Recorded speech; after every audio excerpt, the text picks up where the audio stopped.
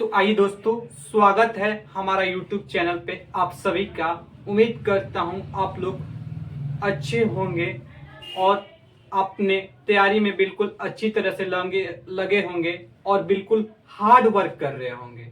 हाँ, आप लोग, मैं एक बात बता दे रहा हूँ, आप लोग हार्ड वर्क के साथ साथ स्मार्ट करना वर्क भी सीखिए। ओके, क्योंकि स्मार्ट वर्क बहुत ज्यादा अच्छा होता है आपके लिए। ओके, तो मैं इस वीडियो में आपको ये बताऊंगा, पास्ट इंडिफिनिट के बारे में बताऊंगा। पास्ट इंडिफिनिट का स्ट्रक्चर कैसे होता है, हिंदी में कैसे स्ट्रक्चर होता है, उसको इंग्लिश में कैसे अनुवाद कर किया जाता है, वो मैं बताऊंगा। तो अगर आपने मेरा पहले का वीडियो प्रेजेंट टेंस के बारे में, जो कि प्रेजेंट इंडिफिनिट का मैंने बताया हुआ है, प्रेजेंट परफेक्ट का बताया हुआ है, प्रेजेंट कंटिन्यूअस का बताया, प्रेजेंट परफेक्ट कंटिन्यूअस के बारे में बताया हुआ है। मैंने पार्ट 1 पार्ट 2 ऐसे कर मैंने लगातार 7-8 पार्ट तक मैंने कंप्लीट करवा दिया हुआ है। अगर उस वीडियो को आपने नहीं देखा हुआ है तो आप मेरे जाकर वीडियो को चैनल पे जाकर देख सकते हैं। ओके, तो आइए हम लोग आगे बढ़ते हैं।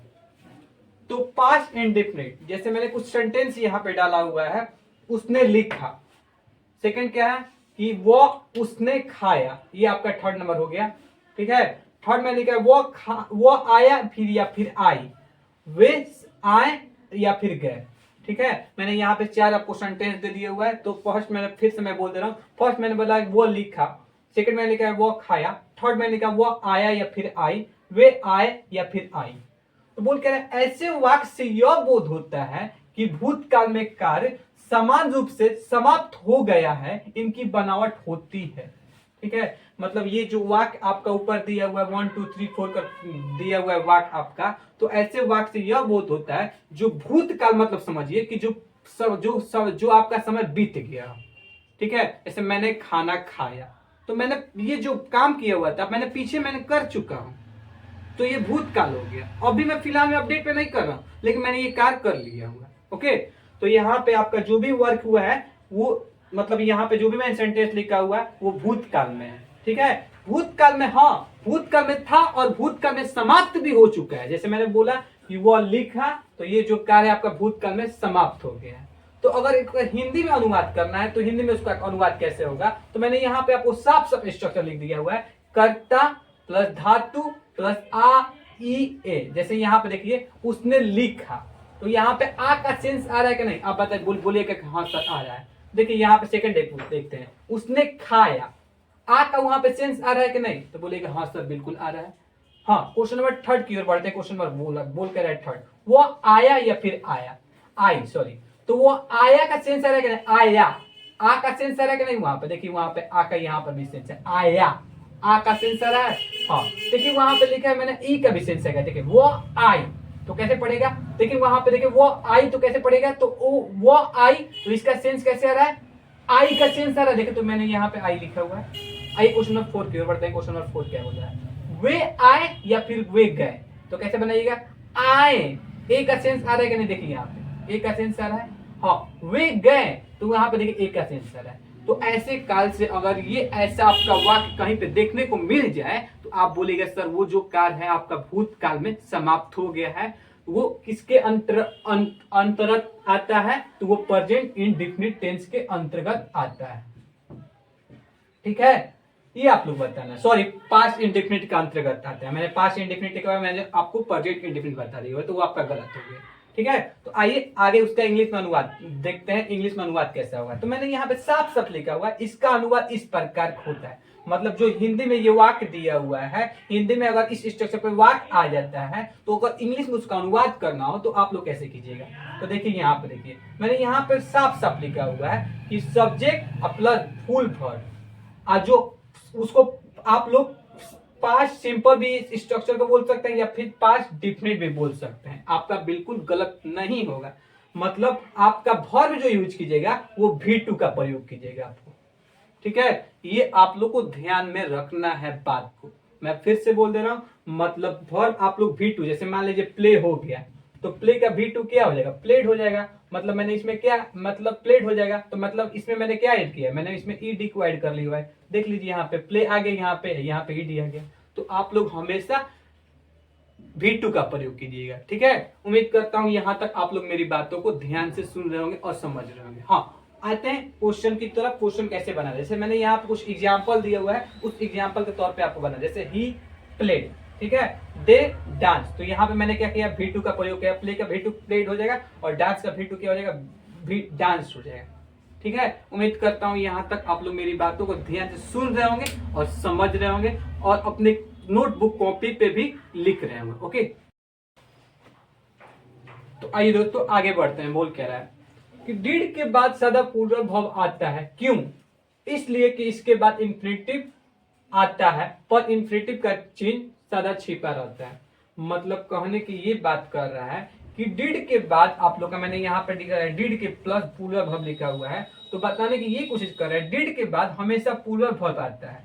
तो पूर्वभाव सर पूछेगा किसको बोलते हैं, तो V1 को हम लोग पूर्वभाव बोलते हैं। तो जैसे मान लीजिए आपका प्ले हो गया, ये आपका V1 हो गया, तो ये आपका पूर्वभाव हो गया।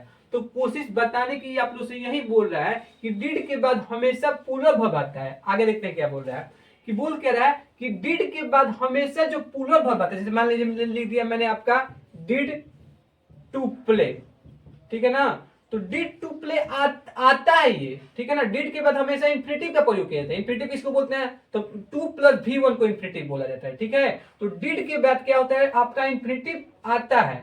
ठीक है, लेकिन 2 जो रहता है, 2 को हम लोग नहीं लिखते हैं। 2 आपको बोलिएगा सर क्यों नहीं लिखते हैं, तो 2 हमेशा छुपा रहता है, इसलिए हम लोग वहां पे 2 का प्रयोग नहीं करते हैं। ठीक है, तो आप भी लोग वहां पे नहीं लिखेगा। देखिए मैंने यहाँ पे मैंने लिखा हुआ है डिड नॉट के बाद यहाँ पे आप लोग का टू राइट लिख दिया हुआ है, जो फिर लास्ट में हम लोग कैसे करेंगे, तो डिड नॉट राइट डायरेक्ट यहाँ पे लिख देंगे। देखिए मैंने यहाँ पर लिखा हुआ है, जो कि आपका करेक्ट हो गया है। ठीक है, आगे देखते हैं, देखिए क्या बोला है, सेकंड को देखते हैं। बोले डिड नॉट के बाद 2 गो, यहाँ पे देखिए 2 गम या 2 गो लगा हुआ है, लेकिन यहाँ पे मैंने फिर अगर आगे लिखा हुआ है तो मैंने यहाँ पे 2 का प्रयोग 2 यहाँ पे हटा दिया हुआ है। ठीक है, तो मैंने क्या लिखा है, डिड नॉट कम या गो लिखा हुआ है। ठीक है, ऐसे वाक्य में नहीं प्लस धातु प्लस आ ई ए का अनुवाद वर्ब प्लस नॉट के द्वारा इस प्रकार ना करें। मतलब डिड के बाद हमेशा सब्जेक्ट के बाद वहां पे आप लोग वर्ब का प्रयोग कर रहे हैं, तो उसके बाद आप लोग नॉट का प्रयोग नहीं करें। ठीक है, यही बताने की कोशिश कर रहा है। सेकंड सेंटेंस देखते हैं, सेकंड सेंटेंस क्या बोलने की कोशिश कर रहा है, ही केम नॉट, तो यहाँ पे देखिए वर्ब के बाद नॉट आ गया है, ऐसे भी आप लोग का प्रयोग नहीं करना है। मतलब कोशिश बोलने की ये कर रहा है, नहीं प्लस धातु प्लस आ ई ए का अनुवाद वर्ब प्लस नॉट के द्वारा इस प्रकार ना करें। जैसे मैंने वर्ब के द्वारा बाद नॉट का प्रयोग कर दिया हुआ है, यहाँ पे मैंने वर्ब के बाद नॉट का प्रयोग कर दिया है, जो कि आपका गलत है। ओके, तो आप लोग का ऐसा यूज नहीं करना है। हाँ, आगे देखते हैं, आगे क्या बता रहा है, बोलकर ऐसे वाक्य के नहीं प्लस धातु प्लस आ ई का अनुवाद did plus not plus part simple के द्वारा इस प्रकार ना करें। मतलब आपका ये बोलने की कोशिश कर रहा है, डिड यहाँ पे डिड नॉट आ गया ना, तो डिड नॉट के बाद आप लोगों को क्या करना, मैं ये इरेज कर दे रहा हूं ताकि आप लोगों को अच्छी तरह समझ में। ओके, तो मैं यहाँ पे इरेज कर दे रहा हूं।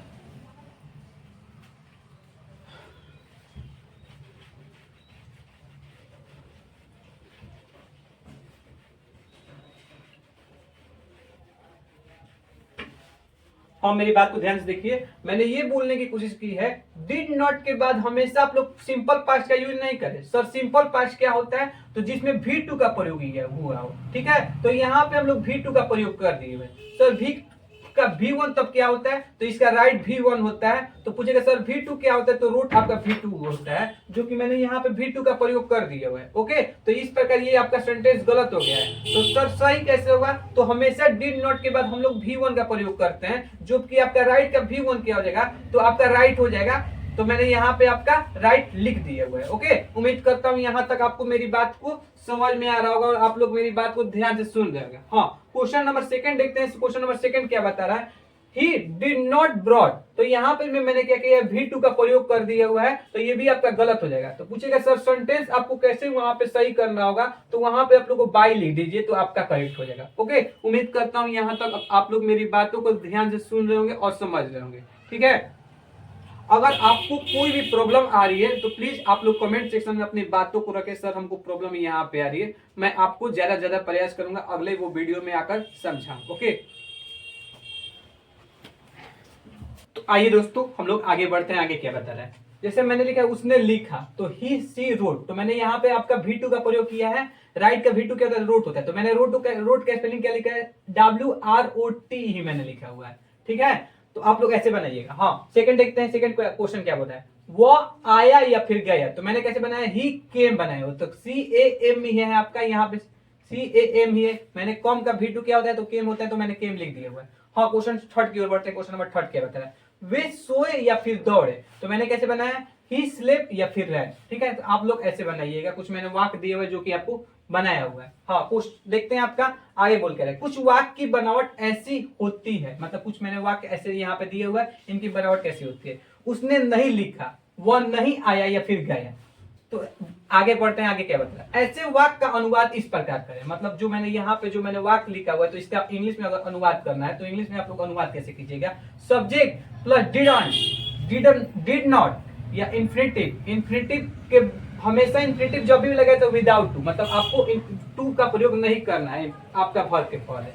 हाँ, तो कुछ मैं वहां पे यहाँ पे मैंने सेंटेंस भी लिखा हुआ है, जैसे यहाँ पे आप लोग देख लीजिए, ही डिड नॉट प्ले, तो यहाँ पे डिड नॉट के बाद एक बात याद रखिएगा आप लोग, डिड के बाद हमेशा V1 का प्रयोग किए जाते हैं। ठीक है, तो मैंने यहाँ पे V1 का प्रयोग किया है। मैंने यहाँ पे साफ साफ ऊपर भी इन्फिनेटिव जो यूज कीजिएगा विदाउट टू होना चाहिए, मतलब वहां पे टू का प्रयोग नहीं होना चाहिए। आइए क्वेश्चन नंबर सेकंड की ओर बढ़ते हैं। क्वेश्चन नंबर सेकंड क्या बोल रहा है, हाँ, ही डिड नॉट डांस, तो यहाँ पे मैंने क्या किया हुआ है आपका कि डिड नॉट के बाद हम लोग को V1 यहाँ पर भी मैंने प्रयोग कर दिए हुआ है। नहीं नहीं, पास्ट इंडिफिनिट है, तो वहां पे आप लोग V2 का प्रयोग कर रहे हैं, तो वहां पे अगर V2 का प्रयोग आप लोग कर रहे हैं, तो जी मैं आपको एक बात बता देना चाहूंगा कि आपका जो आंसर होगा वो आपका गलत हो जाएगा, अगर आपका एग्जाम में वो क्वेश्चन देता है तो।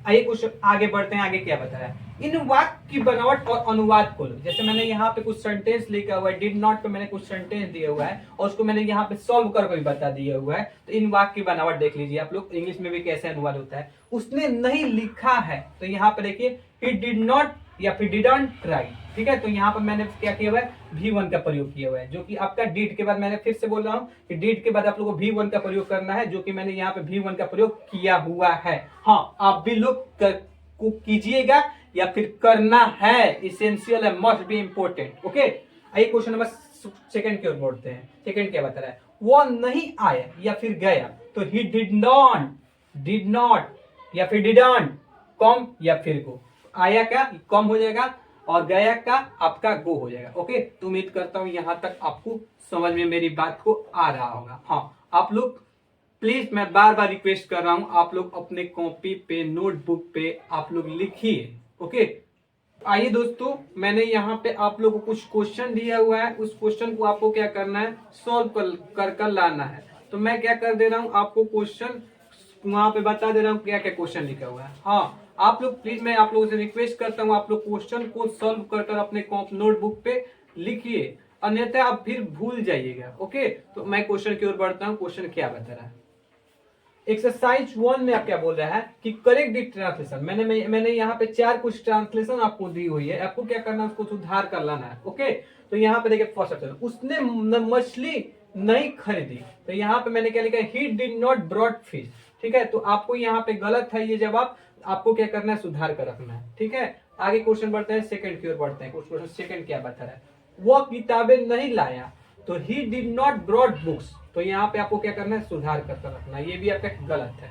हाँ, क्वेश्चन नंबर थर्ड की ओर बढ़ते हैं। क्वेश्चन नंबर थर्ड क्या बता रहा है, वह मुंबई नहीं पहुंचा, तो यहाँ पे मैंने कैसे बनाया, ही रीच्ड नॉट मुंबई, तो आपको क्या करना है, ये सेंटेंस गलत है, तो आपको सुधारना है। ओके, क्वेश्चन नंबर 4 की ओर बढ़ते हैं। क्वेश्चन नंबर 4 क्या बता रहा है, मैंने तुम्हें नहीं पुकारा, तो यहाँ पे आई कॉल्ड यू नॉट, यहाँ पे मैंने लिख दिया है, जो कि ये भी आपका गलत है, तो इसको भी आपको क्या करना है, सुधार कर रखना है। ठीक है, आइए क्वेश्चन एक्सरसाइज 2 की ओर बढ़ते हैं। एक्सरसाइज 2 क्या बोलता है, ट्रांसलेट इन इंग्लिश, मतलब मैंने यहाँ पे कुछ ट्रांसलेशन आपको 4 दी हुई है, इसको भी आपको क्या करना है, इसको ट्रांसलेट कर आपके नोट बुक कॉपी पे लिख कर रखना है। ठीक है, मैं अगले वीडियो में उसको समझाने का प्रयास कर दूंगा। तो मैं फर्स्ट सेंटेंस की ओर बढ़ते हैं। फर्स्ट सेंटेंस क्या बता रहा है, उसने काम आरंभ किया।